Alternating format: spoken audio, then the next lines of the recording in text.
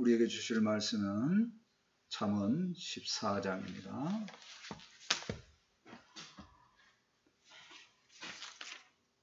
잠언 14장 26절에서 35절까지입니다.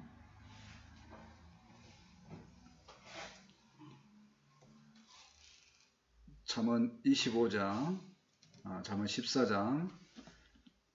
25절부터 26절부터 35절까지 한 절씩 읽겠습니다.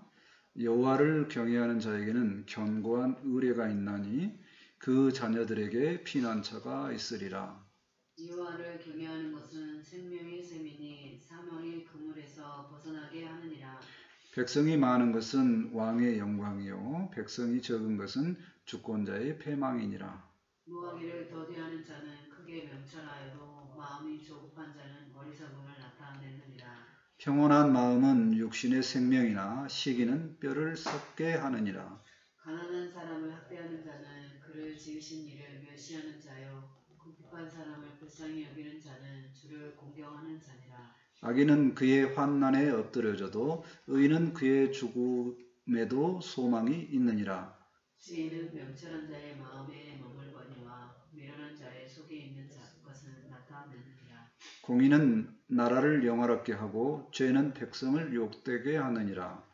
슬기롭게 행하는 신하는 왕에게 은총을 입고 욕을 끼치는 신하는 그의 진노를 당하느니라. 아멘.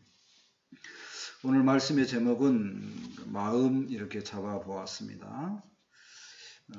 이번 주에 이슈가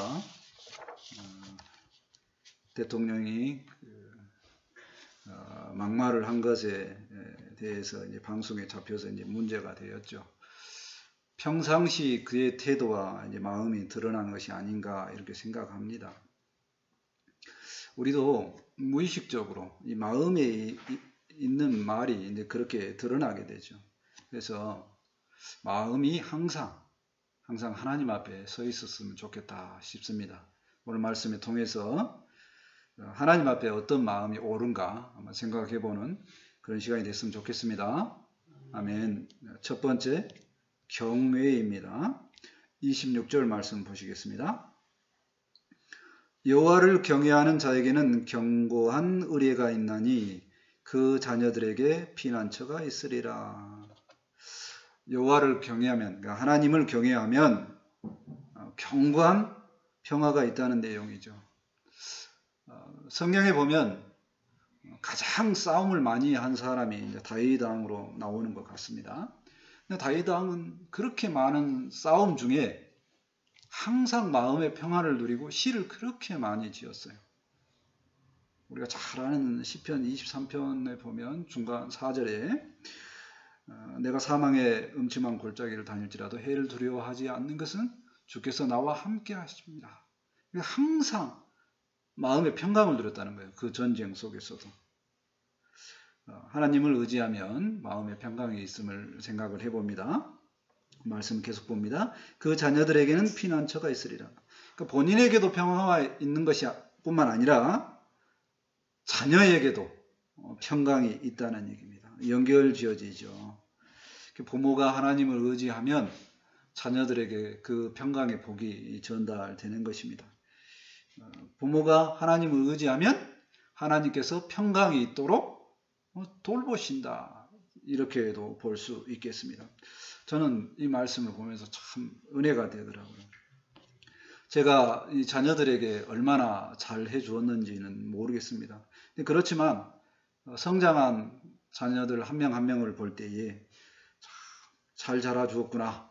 어디에다 내놔도 참 훌륭하다. 어떻게 저렇게 잘 컸을까. 이런 마음이 들어서 참 감사가 되었습니다. 그러니까 주님의 말씀처럼 믿음의 사람이 주님 안에 있으면 본인뿐만 아니라 모두에게 평강이 임함을 믿습니다. 아멘. 27절 말씀 봅니다. 여호와를 경외하는 것은 생명의 셈이니 사망의 그물에서 벗어나게 하느니라. 하나님을 경외하면 사망에서 벗어나 생명을 누리게 된다는 것입니다. 생명과 사명은 모든 사람이 관심을 갖는 것입니다. 그래서 어떻게 하든지 연구를 해서 사망에서 생명으로 연결되었으면 좋겠다. 그렇게 많이 합니다. 그런데 결국엔 끝에 가서 보면 안 되는구나 하면서 이제 탄식을 하게 되죠. 근데 성경은 사망을 벗어나는 길을 제시를 해줍니다. 말씀이 뭡니까? 여호와를 경외해야 한다. 하나님을 경외하면 된다는 겁니다. 하나님을 경외한다는 것이 뭐냐? 하나님께서 말씀하시는 모든 말씀, 그 지혜의 말씀을 받아들이고 그 말씀 안에서 사는 겁니다. 하나님의 말씀이 보면 주님과 함께하면 사망에서 생명으로 이렇게 환승되는 것을 보여줍니다. 하나님께서 작정하시고 우리 주 예수 그리스도께서 함께 하심으로 구속의 역사를 이루시겠다 이렇게 이야기합니다. 성도는 이 구속의 역사에 대해서 우리가 구원받을 수 있겠다라고 확신하기 때문에 아멘 하고 받는 것입니다.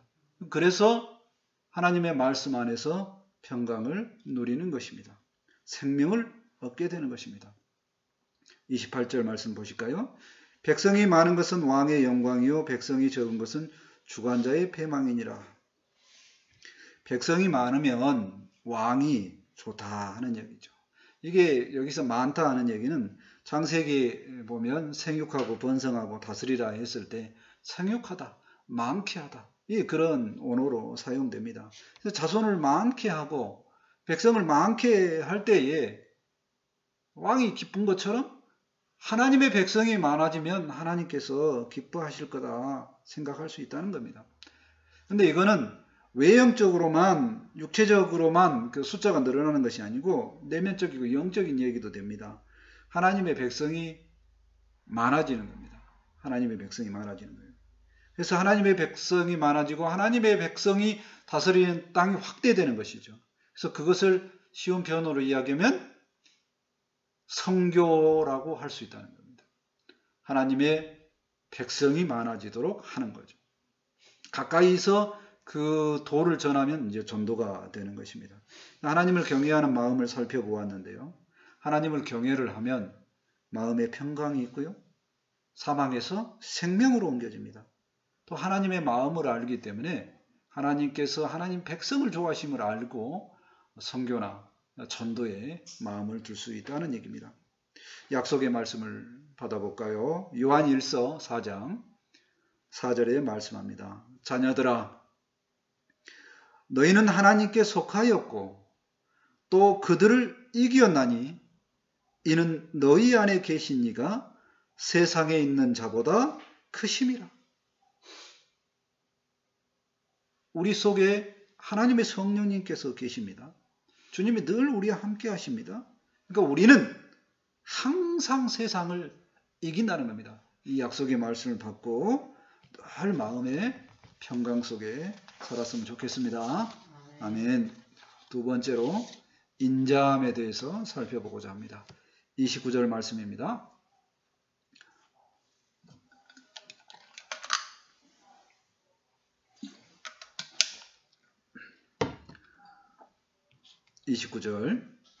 노하기를 더디하는 자는 크게 명철하여도 마음이 조급한 자는 어리석음을 나타내느니라.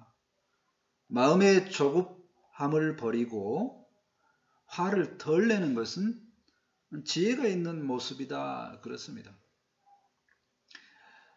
보편적으로 어떻게 말하냐면 좀 조급하고 급하고 화를 잘 내는 사람 이 성격이 불같아 이렇게 이야기를 하죠. 또 느긋하고 잘 참는 사람은 온유하다 이렇게 이야기를 합니다. 또 온유한 사람은 어쩌면 좀 이용당하기 쉬운 사람이다 이렇게 이야기도 합니다. 그러나 성경 말씀은 뭐라고 말하냐면 이건 성격 차원이 아니고 지혜의 차원이라고 이야기를 합니다. 지혜 있는 사람은 급하지 않아도 된다는 겁니다. 지혜 있는 사람은 화를 내지 않고도 문제를 해결한다는 말씀입니다. 사실 급해도 일이 잘 진행 안 되는 경우가 많습니다. 좀 천천히 한다고 해서 안 되는 경우 그렇게 있지는 않는 것 같습니다. 더 잘 되게 하는 것은 급하고 천천히 이게 문제가 아니라 가장 합당하게 하는 것입니다. 느긋함에서 오는 지혜는 어쩌면 하나님께서 오래 참으신 그 성품을 닮은 것이 아닌가 생각을 해봅니다. 우리가 좋은 사람이다. 그러면 인자한 성품의 소유자를 이야기합니다. 그 사람을 보면 마음을 잘 다스리는 사람임을 알 수 있습니다. 이 마음이, 인자한 마음이 하나님의 인자하심과 연결되어 있음을 알 수 있습니다. 우리도 하나님의 인자하심에 따라서 느긋하고 여유로운 그런 성품을 가졌으면 좋겠습니다. 아멘. 30절 말씀 보실까요? 평온한 마음은 육신의 생명이나 시기는 뼈를 썩게 하느니라. 마음이 건강하면 육체도 건강하다는 내용입니다.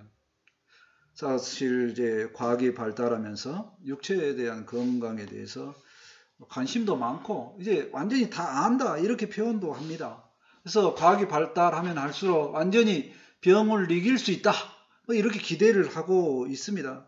그렇지만 뭐냐면 점점 병들은 더 무서운 병들이 나오죠. 여전히 육체는 고통 속에 있게 됩니다. 시대가 원하는 단어들이 있죠. 웰빙. 웰빙이란 단어도 요즘에 조금 시들해졌고 이제 워라벨이라고 그러죠. 워크하고 라이프가 밸런스가 있어야 된다. 워라벨이랍니다. 사람들은 이런 단어들을 말하면서 느끼는 게 뭐냐? 여전히 평화 속에 없다. 평온함 속에 없다는 겁니다. 육체가 평안하지 않다는 거예요. 마음도 평안하지 않다는 겁니다.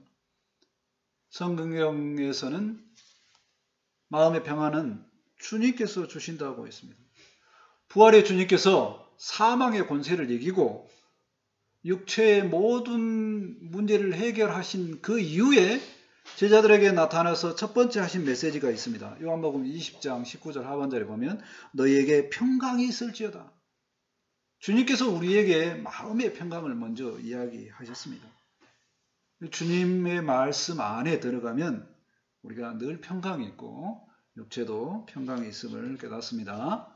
아멘. 31절 말씀을 보시겠습니다. 가난한 사람을 학대하는 자는 그를 지으신 이를 멸시하는 자요 궁핍한 사람을 불쌍히 여기는 자는 주를 공경하는 자니라. 가난한 사람을 돌봐주는 사람은 주님을 공경하는 사람이라는 내용입니다. 주님께서 이제 마태복음 25장에 이렇게 가난한 사람 돌보는 것을 굉장히 칭찬하는 내용이 나옵니다. 그래서 말씀이 좀 길어서 설명하는 것보다 좀 찾아보는 것이 어떨까 하는 생각이 듭니다. 마태복음 25장 한번 열어볼까요? 신약 첫 번째 장 마태복음 25장입니다. 신약 44쪽이나 45쪽인데 마태복음 25장 31절부터입니다. 31절부터 말씀이 문단이 끝나는 부분까지 한번 읽어볼까요? 시작. 인자가 자기 영광으로 모든 천사와 함께 올 때에 자기 영광의 보좌에 앉으리니 모든 민족을 그 앞에 모으고 각각 구분하기를 목자가 양과 염소를 구분한 것 같이 하여 양은 그 오른편에 염소는 왼편에 두니라. 그때에 임금이 그 오른편에 있는 자들에게 이르시되 내 아버지께 복받을 자들이여 나와 창세로부터 너희를 위하여 예비한 나라를 상속받으라. 내가 줄일 때에 너희가 먹을 것을 주었고 목마를 때에 마시게 하였고 나그네 되었을 때에 영접하였고 헐벗을 때에 옷을 입혔고 병들었을 때에 돌보았고 옥에 갇혔을 때에 와서 보았느니라. 이에 의인들이 대답하여 이르시되 주여 우리가 어느 때에 주께서 줄이신 것을 보고 음식을 대접하였으며 목마른 것을 보고 마시게 하였나이까. 어느 때에 나그네 되신 것을 보고 영접하였으며 헐벗으신 것을 보고 옷 입혔나이까. 어느 때에 병드신 것이나 옥에 갇히신 것을 보고 가서 배웠나이까 하리니 임금이 대답하여 이르시되 내가 진실로 너희에게 이르노니 너희가 여기 내 형제 중에 지극히 작은 자 하나에게 한 것이 곧 내게 한 것이니라 하시고. 여기서 임금은 우리 주 예수님을 말합니다. 완전히 나라가 하나님 나라의 회복이 완전히 일어났을 때 심판이 종결되는 그런 시점에 가서 주님께서 오른편 양과 같은 사람들, 주님께 너무 잘했다. 그건 나의 기업에 함께하자. 이렇게 초청을 하죠. 그러면서 왜 그랬는가를 설명을 해줍니다. 헐벗고 줄이고 옥에 갇히고 힘들 때에 너희들과 나를 도왔지 않느냐 이렇게 합니다. 의인들이 말합니다. 저희들이 언제 주님께 그랬나요? 그랬더니 주님께서 다시 이야기하죠. 연약한 자, 소자에게, 내 이웃에게, 내 형제에게 했던 것이 곧 나에게 한 거라 하는 얘기입니다. 우리 주변에는 가난한 사람이 많습니다. 영적으로도 가난한 사람이 많습니다. 근데 우리는 딱 보고 그 사람이 가난한지 힘든지 모릅니다. 그러니까 그냥 주변의 모든 사람에게 친절을 하면 좋겠습니다. 그래서 우리가 친절을 잘 했는지 잘 못했는지 몰라요. 근데 천국에 가서 딱 가면 주님이 잘했다. 내게 잘했구나. 이렇게 칭찬해 주신다는 얘기입니다. 그렇게 가난한 사람을 늘 돌보는 사람을 우리 주님께서 생각하시고 나를 공경했구나 이렇게 한다는 얘기입니다. 평상시에 모든 사람에게 친절한 우리가 되었으면 좋겠습니다. 아멘. 32절 말씀 보실까요? 악인은 그의 환난에 엎드려져도 의인은 그의 죽음에도 소망이 있느니라. 잠언 32절입니다. 어려움이 올 때에 악인과 의인의 마음이 다르다는 내용입니다. 의인은 아무리 어려워도 죽음까지 가도 소망을 잊어버리지 않는다는 겁니다. 수많은 선교자들이 죽음이 와도 마음에 요동이 없이 소망을 갖고 자기가 할 일을 합니다.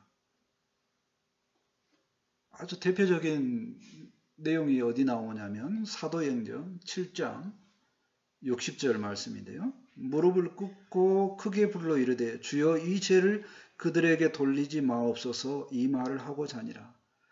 그들에게 죄를 돌리지 마옵소서 하고 자니라. 마치 예수님이 하는 그 십자가에서 하신 것과 비슷한 건데요. 사실 이건 예수님이 아니고 스데반입니다. 스데반이 맞아 죽을 때에 누구에게 이 말을 하고 그들에게 이야기하죠. 근데 그 스데반을 죽일 때에 가장 대표가 누구였냐면 사울이라는 청년이었습니다. 사울이라는 청년이었어요. 그에게 죄를 돌리지 말라고 이렇게 스데반이 자기를 죽이는 사람에게 죄를 돌리지 말라고 소망의 마음을 갖고 기도하면서 죽음을 맞이하죠. 자, 근데 이 일은 그렇게 끝나는 게 아니라 이제 그 이후로 이 청년 사울이 변해서 신약의 성경을 그렇게도 많이 기록한 사도 바울이 됩니다. 죽음이 가까워도 의인은 절대로 소망을 잃지 않고 자기의 할 일을 하는 모습을 볼 수 있습니다. 우리 모두가 주님 앞에 있으면 의인임을 알고 믿음의 소망 속에 살았으면 좋겠습니다. 아멘. 자, 인자한 마음이요. 어떻게 연결되었던가요? 조급하고 화가 없었죠. 느긋함으로 연결됐습니다. 인자한 마음은 마음의 평강이 육체의 평강까지도 이렇게 연결되었고요. 인자한 마음은 가난한 자를 돌보는 마음으로 연결되었고, 인자한 마음은 절대로 소망을 놓지 않습니다. 남을 다 배려하는 마음까지 간다는 것입니다. 요한 3서에 남을 위한 좋은 기도의 말씀이 있는데요. 어쩌면 많이 들었던 말씀입니다. 요한 3서 1장 2절에 보면 이런 말씀이 있습니다. 이런 기도의 내용입니다. 사랑하는 자여, 내 영혼이 잘된 같이 잘 들리게 하려면 네 영혼이 잘된 같이 이렇게 말하는 거죠. 내가 범사에 잘되고 네가 범사에 잘되고 그렇게 합니다. 강건하기를 내가 기도하는 사람이죠. 내가 강구하노라 이렇게 기도하는 내용이 나옵니다.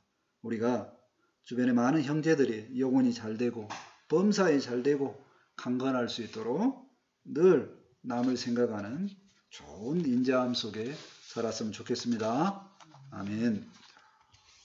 세 번째로 행동하고 마음과 관련지어서 말씀을 보고자 합니다. 잠언 33절입니다. 지혜는 명철한 자의 마음에 머물거니와 미련한 자의 속에 있는 것을 나타나느니라.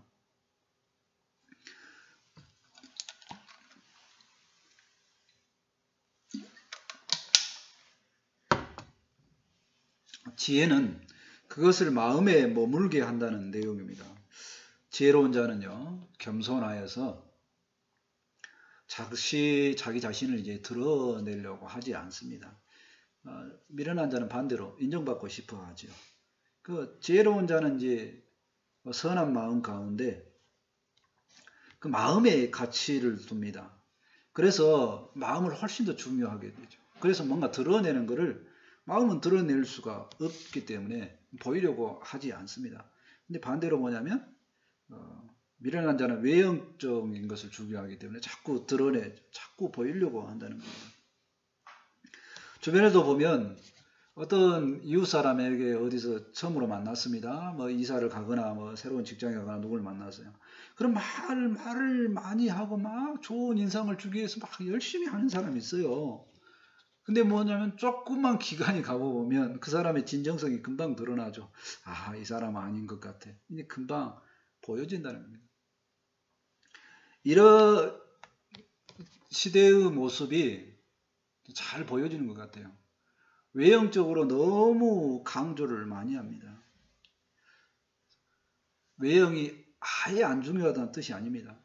외형보다는 나 자신을 표현할 때, 나는 누구냐라고 표현할 때 내면을 더 중요시하는 그런 가치관이 있어야 되는데 그게 많이 부족하다는 얘기입니다. 이런 세대에 어떤 청년을 만났을 때 내면의 가치가 좋다. 얼마나 귀한가 모르겠습니다. 이번 주에 신라와 여러 이야기를 했는데 신라가 한 말 중에 30세 전에 승용차 자동차를 산다는 것은 정말 속없이 보인다. 그런 이야기를 하더라고요. 그러니까 내면의 것을 중요하게 생각하는 그 마음이 들어서 참 공감이 됐습니다. 이 시대에 외형적인 걸 드러내려고 하는 사람 너무 많은 것 같습니다. 근데 지혜는 그 명철이 마음에 머물러 있다는 것을 생각해 봤으면 좋겠습니다. 34절 말씀 볼까요? 공의는 나를 영화롭게 하고 죄는 백성을 욕되게 하느니라.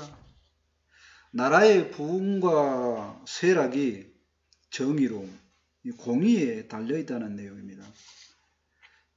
지금은 나라 강조하면 좀 이상하게 생각하죠. 요즘엔 굉장히 개인적인 시대인데 프라이버시를 많이 강조하는 시대인데 나라의 부흥을 이야기하면 사회주의 생각이 아닌가 뭐 이렇게 생각할 수도 있어요. 자, 그러나 사실은 그렇지 않습니다. 개인이나 백성이나 나라나 모두가 동일하게 공의에 대해서 신경을 써야 됩니다. 이것이 성경의 지혜입니다. 왜 그러냐면 개인이나 공동체나 나라나 하나로 연결되어 있기 때문입니다. 가만히 보면은요, 지난주 소식 중에 우리하고 전혀 관련도 없어요. 손흥민이가 해트트릭을 했다. 근데 그것이 왜 내가 기쁘냐는 얘기예요.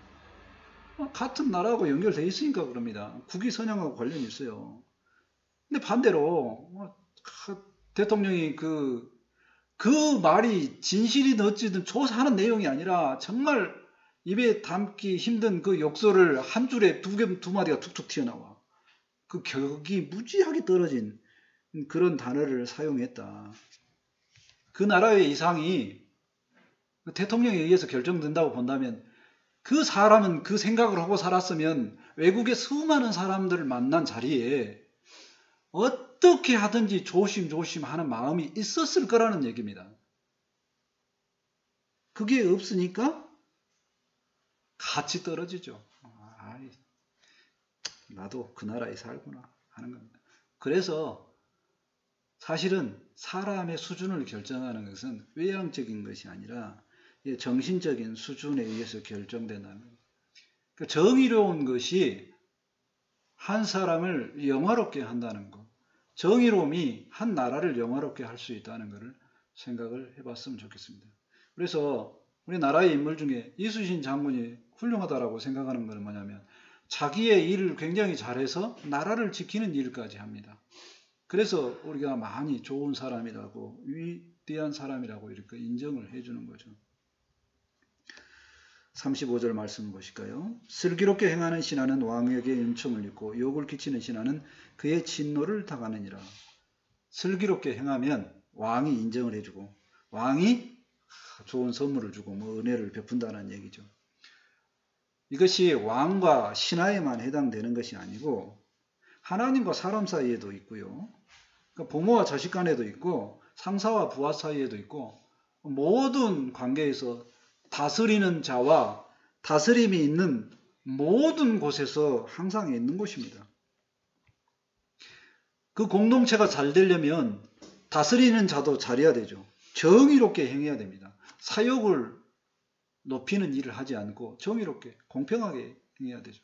다스림을 받는 자는 자기 마음대로 하는 게 아니라 다스리는 자가 교육하는 대로 따라서 배우고 난 다음에 뭔가 창의적인 것을 발전하기 위해서 그 다음에 이제 변화하는 거죠. 그래서 이게 서로 잘 소통되기 위해서는 뭐냐면 누구나 인정하는 정의 속에서 누구나 인정하는 정의로움으로 가기 시작하면 그게 공동체가 좋아지는 형태가 된다는 겁니다. 아름답고 좋은 공동체는 나와 공동체가 함께한다. 모든 것이 잘 되는 그런 쪽에서 결정이 나는 거 아닌가 생각을 해봅니다. 이런 점에서 가끔 그 신자들이 믿음을 강조하면서요. 나라의 정의를 무시하는 그럴 때를 생각을 해보기도 합니다.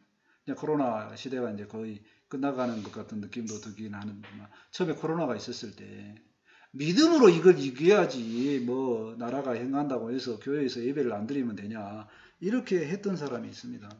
지금 돌이켜보면 뭐냐면 정의는 많은 사람의 생명과 관련이 있을 때에 누구나 인정할 때 그게 정의라는 겁니다. 거기에 함께 행해야지만 좋은 평가를 받고 본인도 좋은 평가를 받고 공동체도 좋은 평가를 받게 되는 것을 생각을 해봅니다. 마음과 행동에 연결되는 부분에서 좀 생각을 해봤습니다. 지혜로운 자는 외형보다는 마음의 성장에 더 신경을 써야 되고요. 개인이나 나라나 공의를 행할 때 위상이 더 높아진다고 생각을 해봤습니다. 슬기롭게 행동하는 것, 행동 자체가 마음과 연결되어져 있었으면 좋겠습니다. 이사야 3장 10절의 말씀입니다. 너희 의인에게 복이 있으리라 말하라. 정의롭게 행하는 사람을 말하죠. 그들은 그들의 행위의 열매를 먹을 것이며 의인이 의롭게 행동할 때 그 행동에 따른 귀한 열매를 맺어짐을 믿습니다. 의롭게 살아가는 우리 인생들이 됐으면 좋겠습니다. 말씀을 정리합니다. 하나님의 백성은 하나님 때문에 마음의 평강을 누리고 또 육체의 평강도 누림을 생각을 해봅니다. 인자의 마음은 나를 유익되게 할 뿐만 아니라 남도 이롭게 사는 그런 인생을 말합니다. 의인은 마음도 좋고 행동도 좋은 것을 생각을 해보았습니다. 우리 모두 마음이 하나님 앞에 늘 있었으면 좋겠습니다. 아멘. 기도합니다. 하나님 감사합니다. 우리의 마음이 하나님 앞에서 늘 의롭게 사는 인생이 되라 말씀하십니다.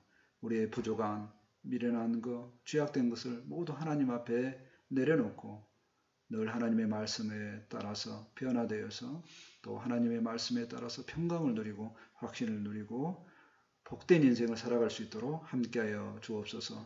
세상에서 참으로 필요한 사람이 다 될 수 있도록 은혜를 내려주시길 원합니다. 이제 말씀 받아사오니 이 말씀이 생명이 되고 능력이 될 수 있도록 함께하여 주옵소서. 감사하며 예수님의 이름으로 기도합니다. 아멘.